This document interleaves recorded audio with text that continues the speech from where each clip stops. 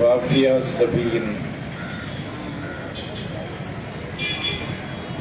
கோரல் சாவருக்கு நீதி கேட்டு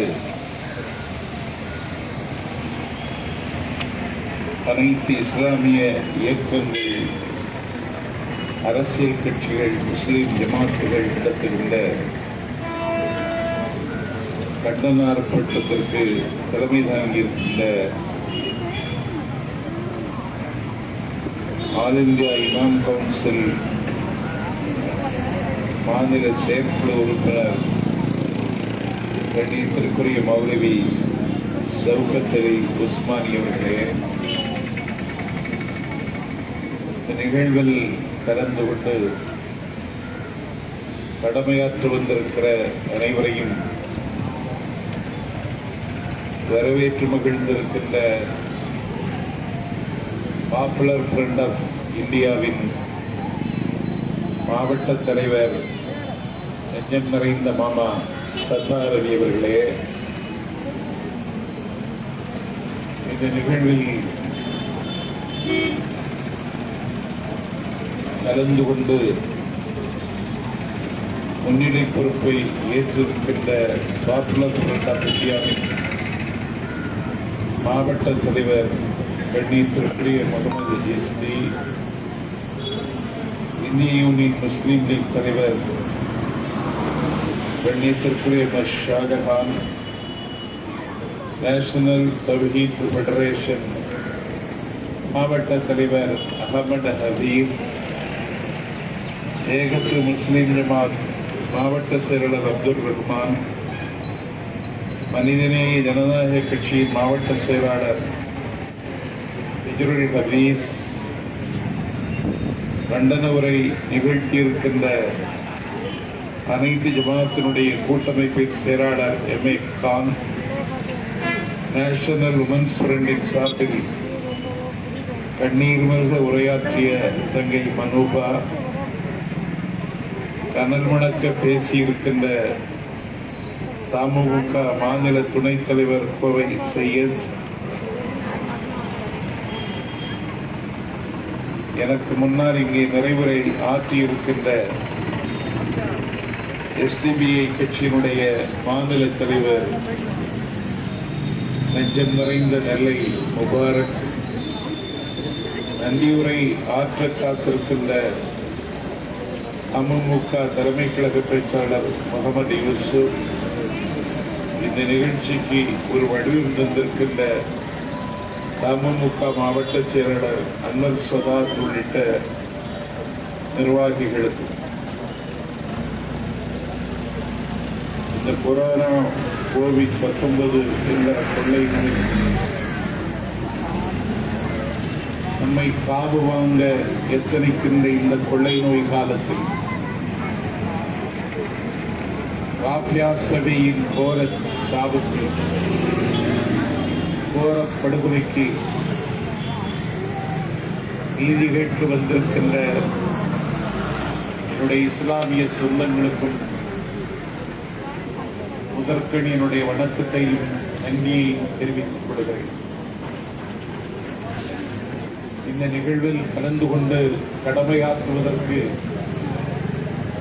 நான் வந்ததற்கு காரணம் என்னுடைய கண்டனத்தை தெரிவித்து வந்திருக்கிறேன் என்பதை விட என்னுடைய கவலையை உங்களோடு பகிர்ந்து கொள்ள வந்திருக்கிறேன். தமிழ்நாட்டினுடைய வரலாற்றில் இந்த நாள் கொஞ்சம் முக்கியமான நாள் தான்.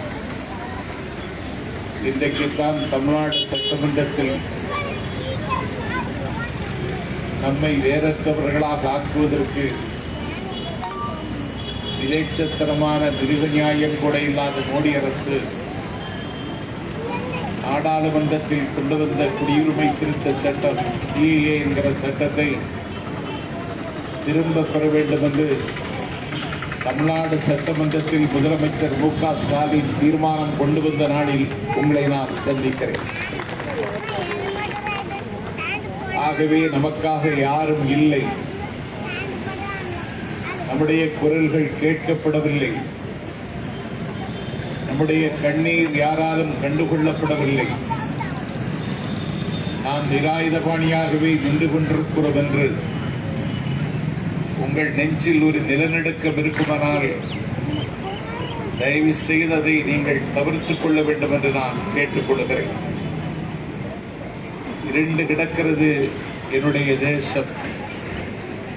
எங்கள் வானத்தில் இன்றைக்கு வல்லிருட்டு சூழ்ந்திருக்கின்றது.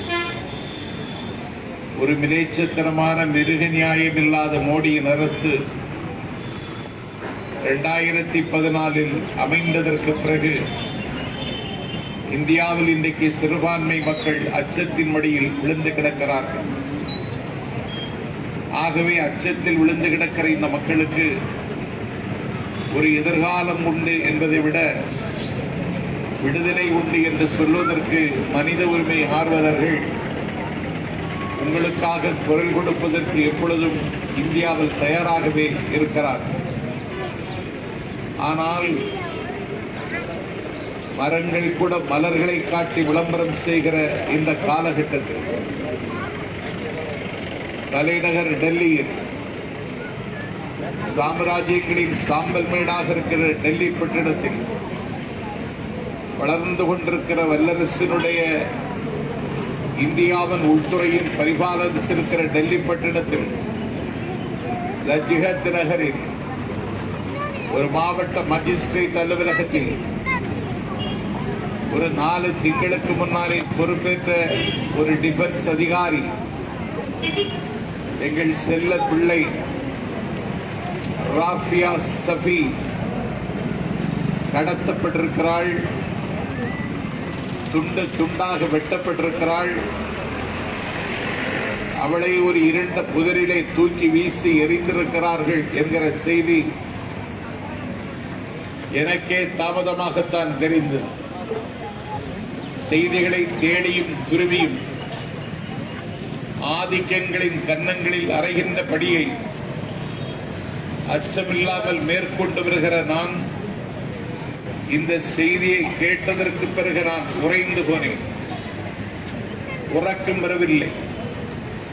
ஒரு 21 வயது பருவ மகளை என்னுடைய வீட்டில் வைத்து பாதுகாப்பதற்கு மடியிலே நெருப்பை கட்டி சுமப்பதை போல சுமந்து கொண்டிருக்கிற ஒரு பிள்ளையை பெற்றெடுத்தவனாக உங்கள் முன்னால் நான் நிற்கிறேன்.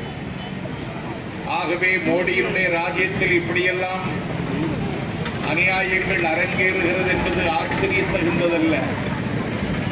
ஆகவே இதற்கு நியாயம் கிடைக்காதா, நீதி கிடைக்காதா என்று கேட்டால் ஒன்றை நம்புங்கள், இன்றைக்கு உச்ச நீதிமன்றமே விழித்துக் கொண்டு மோடிக்கு நாளைக்கு எவனாவது ஒருவன் புதைகளை தோண்டுவானால் ஒருபடி மண்ணை அள்ளி போடுவதற்கு உச்ச நீதிமன்றமே இன்றைக்கு தயாராகிவிட்டது என்பதுதான் இந்தியாவுடைய நிலைமை இன்றைக்கு. ஆகவே மனித உரிமைக்காக குரல் கொடுக்கிறவர்கள் மட்டுமல்ல, மக்களினுடைய பிரச்சனைகளுக்காக வீதிக்கு வருகிறவர்கள் மட்டுமல்ல, எந்த பிரச்சனையானாலும் மக்களுக்காக பேசுவது என்னுடைய வாழ்க்கை என்று கருதி கொண்டு வருகிறவர்களுக்கு இந்தியாவிலே இயங்குவதற்கு இன்றைக்கு அவ்வளவு பெரிய சிரமம் இருக்கிறது என்பதை நாஞ்சில் சம்பத்தை நான் உணர்வேன். ஒரே நாளில் என் மீது 8 வழக்குகளை இந்த சங் பரிவார்கள் சக்திகள் சொல்லி என் மீது பதிவு செய்தார்கள். ஆகவே வழக்குகளையும் வாய்ப்பூட்டு சட்டங்களையும் காட்டி மனித உரிமைக்காக பேசுகிறவர்களை சித்திரவதை செய்வது இன்றைக்கு இவர்களுக்கு பிள்ளை விளையாட்டாகிவிட்டது. கண்ணியத்திற்குரிய நெல்லை முபாரக் சுட்டிக்காட்டியதைப் போல ஒரு 80 வயதை எட்டக்கூடியவர், இந்த மாவட்டத்தை சார்ந்தவர், பழங்குடியின மக்களுக்கு தொண்டு செய்வதற்காகவே தன்னை பரிபூரணமாக அர்ப்பணித்துக் கொண்டவர். இன்னும் சொல்ல போனால் ஒரு கையில் குவளையேந்தி ஒரு கப்பு தண்ணீர் குடிப்பதற்கு கூட சக்தியற்று போன அந்த மனிதர் எனக்கு விடுதலை தாருங்கள் என்று பிணை மனுவை கேட்டதற்கு பிறகு இன்னைக்கு நீதிமன்றமே பிணையை தராத காரணத்தினால் அவர் இன்னைக்கு கொல்லப்பட்டிருக்கிறார். நரேந்திர தபோல்கர் கொல்லப்பட்டான், கோவிந்த பன்சாரே கொல்லப்பட்டான், கம்பை பல்கலைக்கழகத்தினுடைய துணைவேந்தர் பேராசிரியர் கல்புரிக்கி கொல்லப்பட்டான். மனித உரிமையை மாளாத காதல் கொண்டு தினமும் எழுதி குவித்தாளே கௌரி லங்கேஷ், அவள் வீட்டு முன்னாலே சுட்டு கொல்லப்பட்டாள். ஆகவே கொலை, கொள்ளை, கோரதாண்டவம் அதுதான் என்னுடைய தேசமாக இன்றைக்கு இருந்து கொண்டிருக்கிறது. சங்கரர் பிறந்த பூமி என்றார்கள், சைதன்யர் பிறந்த பூமி என்றார்கள், வங்கத்தில் விவேகானந்தரோடு வடலூர் வள்ளலாரும் அவதரித்த பூமி என்றார்கள். இந்தியா தெய்வீக அம்சம் பொருந்திய நாடென்றார்கள். இது அருளாளர்கள் அவதாரம் எடுத்த திருத்தலம் என்றார்கள். ஆனால் என்னுடைய தங்கைக்கும் என்னுடைய சகோதரிக்கும் இந்த நாட்டிலே அவளுடைய கற்புக்கும் அவளுடைய வாழ்க்கைக்கும் உத்தரவாதம் இல்லை என்பது இந்தியாவிலே இன்றைக்கு தொடர்கதை ஆகிக் கொண்டிருக்கிறது. இன்றைக்கு ஜவஹர்லால் நேரு பல்கலைக்கழகத்திலே குத்தீட்டிகளோடு, குண்டாந்தடுகளோடு, குழல் விளக்குகளோடு குடியுரிமை திருத்த சட்டத்தை எதிர்த்து போர்க்குடி தூக்கிய மாணவர்களை ஒரு துணைவேந்தரனுடைய ஆசியோடும் ஒத்துழைப்போடும் ஒரு பல்கலைக்கழகத்துக்குள்ளே, நந்தவனத்துக்குள்ளே நாய் நுழைந்தது மாதிரி, கரும்பு கொல்லைக்குள்ளே காட்டெருமை புகுந்தது மாதிரி அட்டகாசம் செய்த மாணவர்களுடைய ரத்தத்தை அன்றைக்கு குடித்தார்களோ அன்றைக்கே நாம் விழித்திருக்க வேண்டும். ஆகவே தேசிய அளவில் இந்த பாசிஸ்டுகளை எதிர்த்து ஒரு மிகப்பெரிய போராட்டம் நடத்துவதற்கு சிந்திக்கிறவர்கள் எல்லாம் இன்றைக்கு அது குறித்து என்ன செய்யலாம் என்று யோசிக்கிற காலகட்டத்தில் வரலாற்று சிறப்பு மிகுந்த நாஞ்சில் நாட்டின் தலைநகரில் நாகர்கோவிலில் புகழ்பெற்ற விளையாட்டரங்கின் முன்னாலே நாம் இன்றைக்கு கூடியிருக்கிறோம். ஏதோ கூடினோம் கலைந்தோம் என்பதல்ல, இந்த செய்தியை உலகத்தின் கவனத்திற்கு நாம் கொண்டு செல்ல வேண்டும்.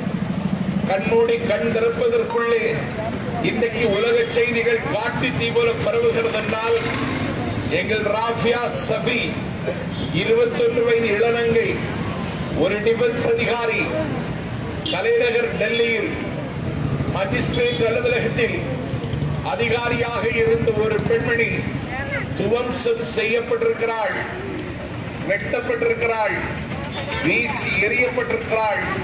அவருடைய உள்ளங்கையிலே குத்தி கிழித்திருக்கிறார்கள். உள்ளங்கை குத்தப்பட்டது மட்டுமல்ல, அவருடைய தொண்டை குழியை 2ஆக பிளந்திருக்கிறார்கள். அவள் கழுத்து வெட்டப்பட்டிருக்கிறது. அவருடைய 2 மார்பகங்களையும் அறுத்தெறிந்து தூர வீசி எரிந்திருக்கிறார்கள். அவருடைய புறப்புறுப்பில் 50க்கு மேற்பட்ட குத்துக்காயங்கள் பதிவாகி இருக்கின்றன என்று செய்திகள் வருகிற பொழுது, இது கண்ணகி பிறந்த நாடா? இது மாதவி பிறந்த நாடா? இது மணிமேகலை பிறந்த நாடா? இது காரைக்கால் அம்மையார் பிறந்த நாடா? இந்த தேசத்தினுடைய கண்ணியத்தை காக்கவும் பெண்ணியத்தை பேணவும் இந்த நாட்டிலே விலை மதிக்க முடியாத ஈகங்கள் செய்த பெண்கள் வாழ்ந்த நாடா? இந்த நாடா எந்த நாடையா பாரத நாடு என்கிறார்கள், இந்த நாடையா பாரத மணித்திரு நாடு என்று கொஞ்சுகிறார்கள் என்று என்னுடைய மனதுக்குள் 1000 கேள்விகள் அலை அலையாக எழுந்து கொண்டிருக்கின்றன. ஆகவே இன்றைக்கு உள்துறை அமைச்சராக அமித்ஷா என்கிற மனிதன் வாயிலிருந்து வருகின்ற வார்த்தைக்கும் வாழுகின்ற வாழ்க்கைக்கும் வித்தியாசத்தை வைத்துக் கொண்டிருக்கின்ற அமித்ஷா இந்தியாவினுடைய உள்துறை அமைச்சராக பொறுப்பேற்ற நாளில் இருந்து சிறுபான்மை மக்களினுடைய உயிருக்கும் உடமைக்கும் உத்தரவாதம் இல்லாத கொடும் சட்டங்களை சத்தமில்லாமல் கொண்டு வந்து நிறைவேற்றுகிறார். ராஃபியா சஃபி இப்படி கொலை செய்யப்பட்டதற்கான உண்மை குற்றவாளியை கண்டறிவதற்கு என்னுடைய தேசத்தில் என்னுடைய புலனாய்வுத்துறைக்கு சக்தியற்று போய்விட்டதா என்ற கேள்வியை நான் எழுப்ப விரும்புகிறேன். அவள் கொலை செய்யப்பட்டாள், வெட்டி வீசப்பட்டாள். அவள் ஒரு புதரிலே தூக்கியவளை கொன்று முடித்தார்கள். ஆனால் நிஜாமுதீன் என்று சொல்லக்கூடியவர் நான் தான் அந்த கொலையை செய்தேன் என்று அவன் தானே வந்து வாக்குமூலம் தருகின்றான். இந்தியா முழுவதும் ஒரு கொலை நடக்குமானால் அந்த கொலையை பொறுப்பேற்றுக் கொள்வதற்கு இன்றைக்கு சங் பரிவாருக்கு பக்கமேளம் வாசிக்கின்றவர்கள் இன்றைக்கு அதற்கு முன்வருகின்ற கொடுமைதான். என்னை கேட்டால் நீதிக்கான தேடலில் மிகப்பெரிய கொடுமை இந்த கொடுமை. நிஜாமுதீன் அதற்கு பொறுப்பேற்றுக் கொள்கிறார். பொறுப்பேற்றுக் கொள்வது மட்டுமல்ல, நான் ராஃபியா சஃபியை திருமணம் செய்து கொண்டவன் என்றவன் கூச்சமில்லாமல் சொல்லுகிறான். ராஃபியா சஃபியை பெற்றெடுத்த தந்தையும் தாயும் எங்கள் செல்வ மகளுக்கு இன்னும் திருமணம் நடக்கவில்லை, இது அல்லாஹ்வின் மீது ஆணை என்று அவர்கள் சொன்னதற்கு பிறகும் அவருடைய வாக்கு இன்றைக்கு நிராகரிக்கப்பட்டிருக்கிறது. நான் கேட்கிறேன், முதல் தகவல் அறிக்கை நீ எஃப்ஐஆர் போடப்பட்டு விட்டது. உண்மை குற்றவாளிகளை டெல்லி பட்டணத்தில் கண்டுபிடிப்பதற்கான எல்லா விதமான வாய்ப்புகளும் வசதிகளும் இன்ஃபர்மேஷன் டெக்னாலஜியில் நவீன தொழில்நுட்பத்தை இன்றைக்கு வைத்திருக்கிற உள்துறை போலீஸ் ஏன் இதிலே பின்வாங்குகிறது? இதற்கு பின்னால் இருக்கிற பெரிய மனிதர் யார் என்கிற கேள்வியை எழுப்புகிறவர்களுக்கு அதிர்ச்சிகரமான பல உண்மைகள் வெளியே வரலாம். ஆகவே இஸ்லாத்துக்கு எதிராக, முஸ்லிம்களுக்கு எதிராக கொடுமை செய்வது என்று சொல்லக்கூடிய ஒரு பிம்பத்தை கட்டி எழுப்பி இந்தியாவில் இதுதான் நடக்கும் என்று எப்போதும் நம்மை உட்கார வைப்பதற்கு ஆசைப்படுகின்ற இந்த எதேச்சாதிகார போக்குக்கு நாம் கண்டனத்தை தெரிவிக்கத்தான் கூடியிருக்கிறோம். ஆகவே ராஃபியா சஃபி அவள் கொல்லப்பட்டாள், அவளுடைய மார்பகங்கள் அறுத்தறியப்பட்டன, அவள் உள்ளங்கையை குத்தி கிழித்தார்கள், அவள் கழுத்தை 2 துண்டாக்கினார்கள், அவள் புறப்புறுப்பில் 50க்கும் மேற்பட்ட குத்துக்கள் விழுந்திருக்கின்றன. ஆனால் அவள் அந்த கடைசி நிமிடத்தில் அவள் உடல் கூட்டில் இருந்து உயிர் பறந்து போகிற நேரத்தில் அவள் என்னெல்லாம் கருதி இருப்பாள், எப்படியெல்லாம் அவள் கனவு கண்டிருப்பாள். அவள் தன்னுடைய ஆசைகளை, அபிலாஷைகளை வெளிப்படுத்த வேண்டும் என்று விரும்பி இருப்பாள். என்னெல்லாம் யோசித்து பார்க்கிற பொழுது ஒரு மகளை பெற்ற தந்தை என்ற நிலையில் என்னுடைய நெஞ்சில் ஒரு நிலநடுக்கமே ஏற்படுகிறது. இந்த காமுகர்களும், இந்த காமுகர்களுக்கு சாமர் வீசுகிற காதோலிகளும் இந்த தேசத்தை இன்றைக்கு முழுவதுமாக இன்றைக்கு ஆக்கிரமித்திருக்கிறார்கள். இந்திய துணை கண்டத்தில் இன்றைக்கு நாட்டு மக்களினுடைய மிக குறைந்த வாக்குகளை மட்டுமே பெற்றுக் கொண்டவர்கள். இன்னும் சொல்ல போனால் வெறும் 36% வாக்குகளை பெற்றுக் கொண்டு இந்தியாவுடைய ஆட்சி அதிகாரத்தை கைப்பற்றிக் கொண்டு அவர்களுடைய ஃபண்டமெண்டல் RSS அஜெண்டாவை இந்த நாட்டிலே அமல்படுத்துவதற்கான ஒரு ஆட்சி இங்கு நடைபெற்றுக் கொண்டிருக்கிறது. இந்தியா சமூக நல்லிணக்கத்திற்கும் சமய சகிப்புத்தன்மைக்கும் உலக அரங்கில் சாட்சியாக இருக்கிற தேசம் இந்த தேசம். இங்கே விண்மறைக்கும் கோபுரங்கள் உண்டு, வினைமறைக்கும் கோவில்கள் உண்டு, இங்கே பள்ளிவாசல்கள் உண்டு, இங்கே தேவாலயங்கள் உண்டு. எல்லோருடைய நம்பிக்கைக்கும் எல்லோருடைய வழிபாட்டுக்கும் உரிமை உள்ள ஒரு நாடாக உலகத்தில் ஒரு நாடு திகழ்கிறது என்றால் எங்கள் இந்தியா. அந்த இந்தியாவினுடைய பன்முகத்தன்மையை பாழ்படுத்தி ஒரே நாடு, ஒரே மொழி, ஒரே கலாச்சாரம், ஒரே கார்டு என்று இந்த இந்தியாவை ஒற்றை சிமிழுக்குள் அடைத்து தன் இந்தியாவை காவிமயமாக்க துடிக்கிற காபோலிகளுக்கு நாஞ்சில் சம்பத் எச்சரிக்கிறேன். இன்றில்லாவிட்டால் நாளை, நாளை இல்லாவிட்டால் நாளை மறுநாள் உங்களை குற்றக்குவாரி கொண்டு நிறுத்தி ஒவ்வொரு குடிமகனும் விசாரிக்க வேண்டாம் என்று வரும். Time is the greatest physician. காலம் ஒரு மருத்துவரை போன்றவர்.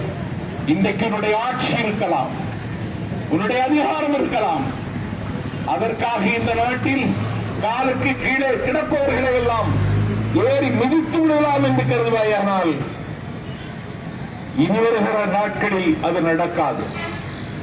அமெரிக்காவில் என்ன ஆயிற்று? ஒரு கருப்பன் தாக்கப்பட்டான், இன்னைக்கு தூக்கி வீசப்பட்டிருக்கிறான் அந்த நாட்டின் அதிபராக இருந்த ட்ரம்ப். ஆகவே ஒரே ஒரு தாக்குதல், எனக்கு மூச்சு விட முடியவில்லை, என்னாலே மூச்சு விட முடியவில்லை என்று ஒரு கருப்பருடைய கண்ணீரும் கதறலும் அமெரிக்க திருவிடத்தில் ஒரு ட்ரம்பினுடைய ஏகாதிபத்தியத்தை இன்னைக்கு புதைவெளியில் தள்ளியிருக்கிறது. நான் நாடாளும் பிரதமர் நரேந்திர மோடிக்கு நாஞ்சில் நாட்டின் தலைநகரம் நாகர்கோவிலில் இருந்து சொல்லுவேன், ஆனானப்பட்ட ட்ரம்பையே அமெரிக்க மக்கள் தூக்கி தூர வீசி எறிந்தார்கள் என்றால் ஒரு தேநீர் விட்டு புறம்போக்கு உன்னை புதைப்பதற்கு எங்களுக்கு நேரமாகாது. ஆகவே ஆட்சியில் இருக்கிறது என்கிற காரணத்தினால், அதிகாரத்தில் இருக்கிற காரணத்தினால் என்னுடைய பெண்களை சொந்தங்களை உன்னுடைய இச்சைக்கு பயன்படுத்தலாம், உன்னுடைய ஆயுதத்திற்கு பணியாக்கலாம் என்று கருதவாயானால் அதிலே இனி இந்தியாவில் சாத்தியமில்லை. நீ இன்றைக்கு மேற்கு வங்காளத்தில் ஒரு வெள்ளை சேலையை உடுத்திக் கொண்டு ஒரு பொட்டு கம்மலை மட்டும் அணிந்து கொண்டு எந்த நகையும் நட்டுமில்லாமல் ஒரு வல்லாதிக்கத்தை எதிர்ப்பதற்கு என்னால் முடியும் என்று சொன்ன அந்த மம்தாவை நீங்கள் பட்டப்பகலில் தாக்கினீர்கள். ஒரு யுத்த காலத்தில் பொதுமக்கள் வாக்களிப்பதற்கான ஒரு ஜனநாயக திருவிழா தேர்தல் நடைபெறுகிற காலகட்டத்தில் ராஃபியா சபிக்கு நாங்கள் கண்ணீர் வெடிக்கிற இந்த நேரத்தில், ராஃபியா சபிக்கு கவலைப்படுகிற இந்த நேரத்தில், ராஃபியா சபிக்கு இப்படி நேர்ந்து விட்டது என்று அதிர்ச்சியோடு நீங்கள் கூடியிருக்கிற இந்த நேரத்தில் ராஃபியா சபி அல்ல, புரட்சி சூழ்கொண்ட ஒரு மாநிலத்தினுடைய முதலமைச்சரையே கொண்டாடினார்கள். இவர்கள் சாதாரணமானவர்கள் அல்ல. ஒரு முதலமைச்சர் பட்டப்பகலில் தாக்கப்பட்டார். அவருடைய ஒரு கால் உடைக்கப்பட்டது. அவருடைய சுற்றுப்பயணத்திற்கு முற்றுப்புள்ளி வைக்க நினைத்தார்கள்.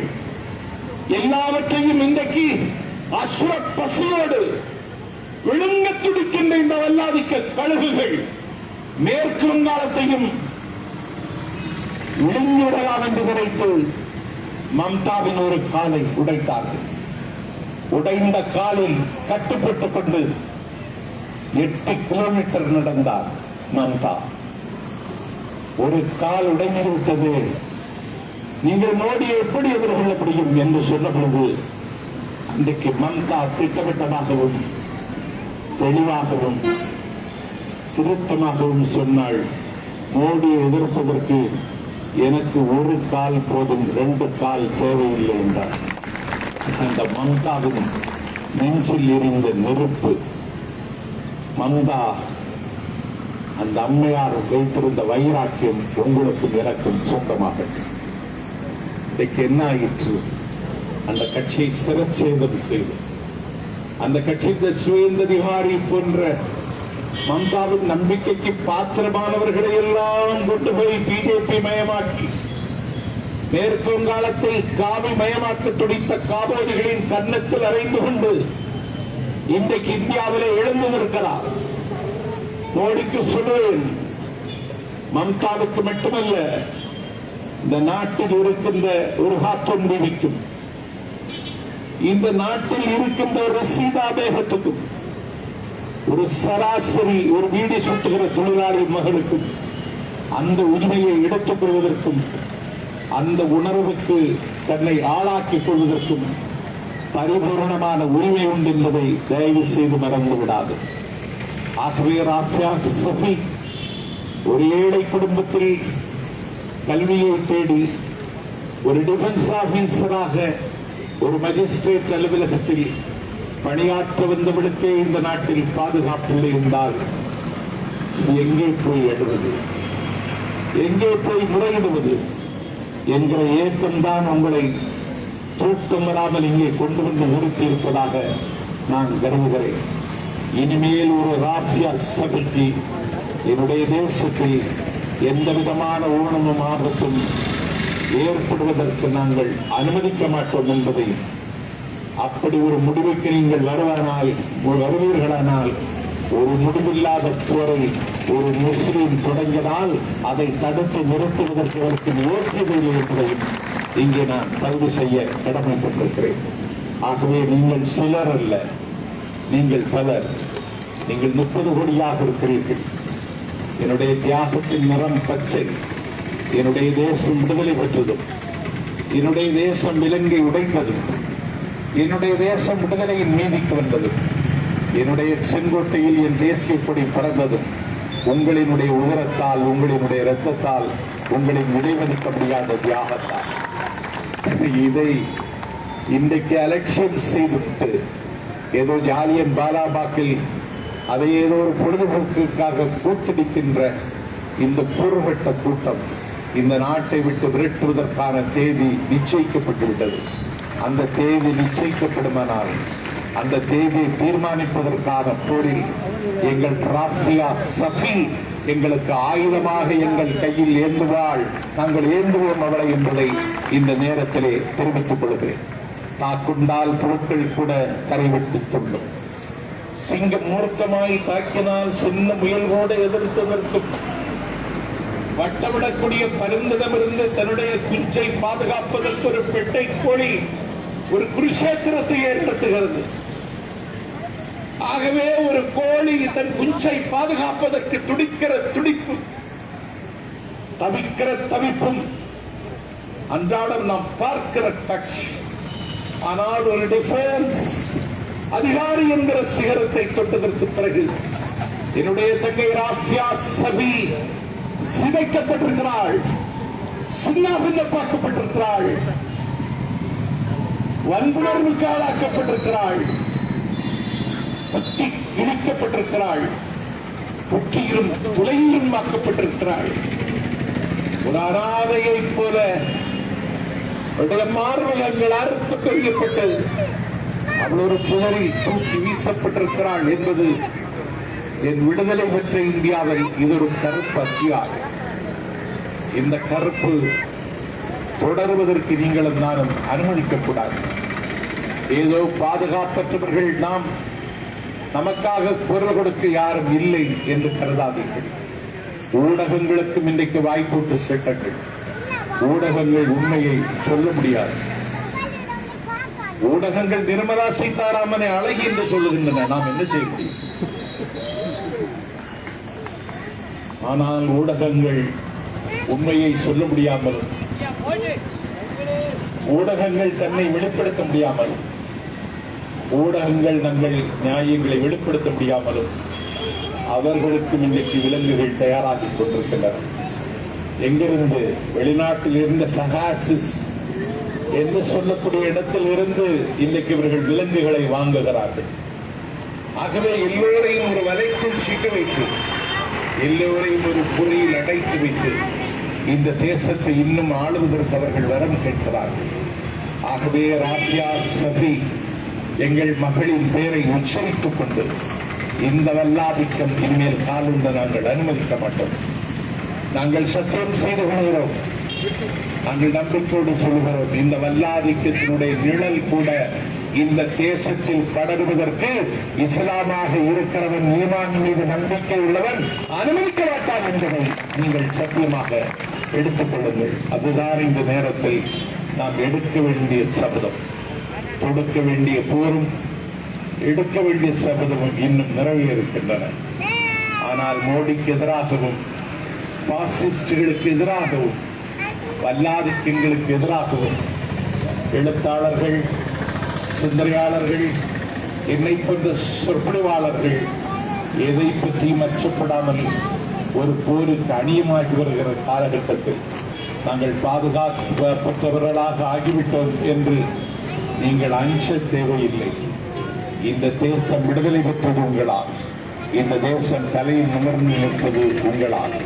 இந்த தேசத்தினுடைய தேசிய கொடியை வடிவமைத்தது கூட நீங்கள் தான் என்பதுதான் இந்த நாட்டின் வரலாறு. ஆகவே அச்சத்தை தூக்கி எறியுங்கள்.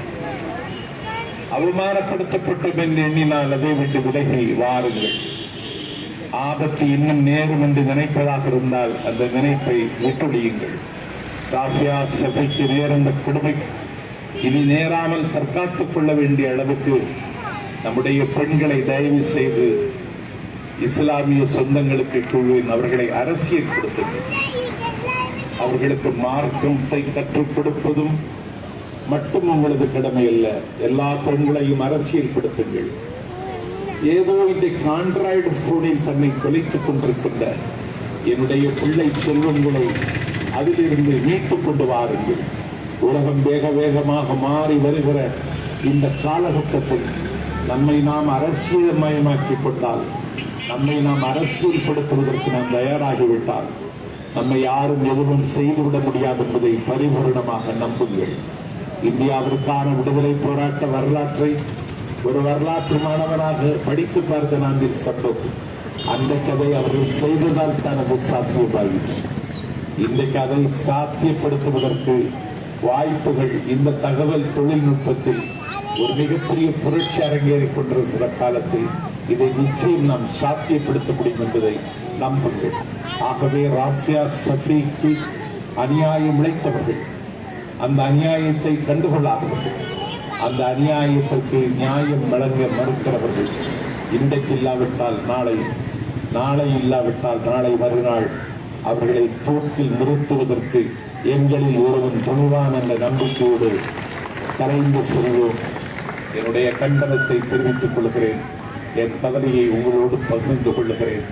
இந்த நாளில் ஒரு நியாயத்திற்காகவும் ஒரு கோர சாவை முத்தமிட்ட எங்கள் பிள்ளைக்காகவும் பேச கிடைத்த வாய்ப்பு ஒரு வகையில் நல்ல வாய்ப்பு என்றாலும் இது போன்ற சம்பவங்கள் இந்த மண்ணில் இனி நேராமல் எல்லாம் வல்ல இறைவன் பாதுகாப்பு தர வேண்டும் என்று கேட்டு விருப்பமில்லாமல் விடைபெறுகிறேன். அஸ்ஸலாமு அலைக்கும்.